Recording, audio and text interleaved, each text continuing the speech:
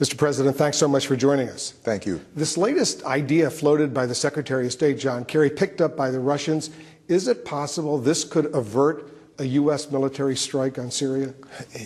It's possible if it's real. And, I think it's certainly a positive development when the Russians and the Syrians both make gestures towards dealing with these chemical weapons. This is what we've been asking for, not just over the last week or the last month, but for the last couple of years, because these chemical weapons pose a significant threat to all nations and to the United States in particular. That's why 98% of humanity has said we don't use these. That protects our troops, and it protects children like the ones that we saw in those videos inside of Syria. So it is a potentially positive development. I have to say that it's unlikely that we would have arrived at that point where there were even public statements like that without a credible military threat to deal with the chemical weapons used inside of Syria. But we're going to run this to ground. And John Kerry and the rest of my national security team will engage with the Russians and the international community to see, can we arrive at something that is enforceable and serious.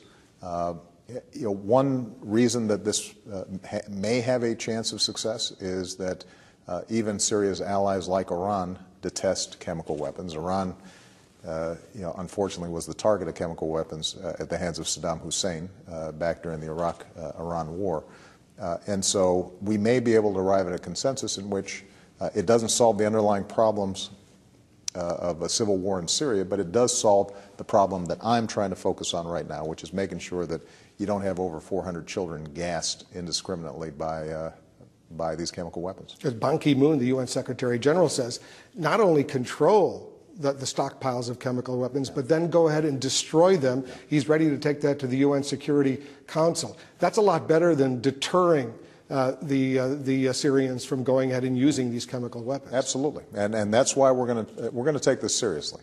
But I have to consistently point out that we have not seen these kinds of gestures up until now, and in part, the fact that the U.S. administration and I have said we are serious about this, I think has prompted some interesting conversations. And these are conversations that I've had directly with Mr. Putin. When I was at the G20, we had some time to discuss this, and I believe that Mr. Putin does not see the use of chemical weapons as a good thing inside of Syria or any place else. And so it's possible that we can get a breakthrough, but it's going to have to be followed up on, and we don't want just a stalling or delaying tactic to put off the pressure that we have on there right now. We have to maintain this pressure, which is why I'll still be speaking to the nation tomorrow about why I think this is so important. Is this Bashar al-Assad's last chance? Well, I think that it is important for Assad to understand that the chemical weapons ban, which has been in place, is one that the entire civilized world just about respects and observes. It's something that protects our troops, even when we're in the toughest war theaters, from being threatened by these chemical weapons. It's something that protects women and children and civilians, because these weapons, by definition, are indiscriminate. They don't just target somebody in uniform. And I suspect that some of Assad's allies recognize the mistake he made in using these weapons. And it may be that he is under pressure from them as well. Again, this doesn't solve the underlying terrible conflict inside of Syria. But if we can accomplish this limited goal without taking military action, that would be my preference. On the other hand, if we don't maintain and move forward with a credible threat of military pressure, I do not think we will actually get the kind of agreement I'd like to see. You're being seen right now on CNN and CNN International around the world, including in Damascus. Right. What I'd like you to do, Mr. President, if you're amenable to doing it, look into the camera, talk directly to President Bashar al-Assad, tell him specifically what you think he must do to avert a U.S. military strike. I don't need to talk in the camera. I suspect he's got people who will be watching this. He's probably watching it himself. We've been very clear about what we expect, and that is, do not use chemical weapons. control the chemical weapons, and now, because we've seen Assad's willingness to use chemical weapons, we're going to have to go further and give the international community assurances that they will not be used, potentially by getting them out of there. At minimum, making sure that international control over those chemical weapons takes place.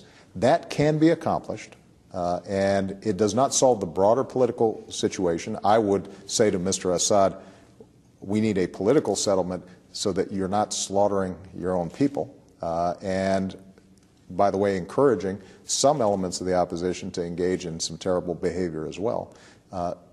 What I'm thinking about is, right now, though, how do we make sure that we can verify that we do not have chemical weapons that can be used not only inside of Syria, but potentially could drift outside of Syria? He said in an interview with Charlie Rose that if you, the United States, attack, launch military strikes, he said he will respond anything. He said, expect anything. Yeah.